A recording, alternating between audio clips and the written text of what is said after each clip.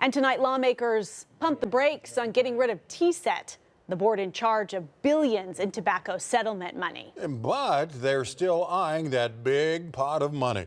News 4's Dylan Brown joins us now in studio with the latest developments here. Dylan. Yeah, it's quite a big pot of money. The proposal was to trash TSET, take over $2.2 billion total, and spend some of that on free college tuition. That didn't go over well in the Senate. Now they just want to take $1 billion and keep TSET. Democrats say, though, it's a money grab.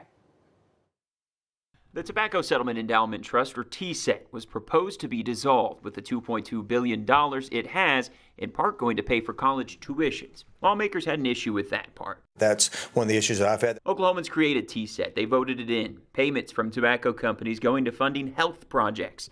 The governor has bragged about the work it does. Lawmakers, though, frustrated TSET doesn't spend the money how they want it to be spent. See if we need a TSET reset. That hasn't gone over well with the Senate. They have a new proposal now, taking $1 billion from TSET, putting it in a new trust fund for health and education, nothing specific, and keeping TSET as is. We think there's some things that we could do with that money as a legislature. Democrats say the proposed new trust would just be a power and money grab for lawmakers.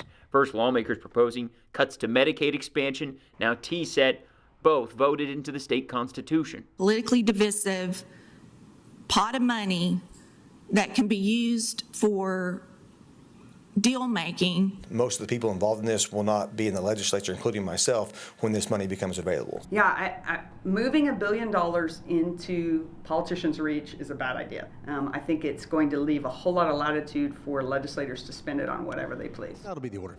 With the House having its eye on taking power away from TSET, Paxton says there isn't hope his changes could be accepted. They'd have a choice of accepting our amendments and running the legislation as it is, or they have a choice of rejecting our amendments.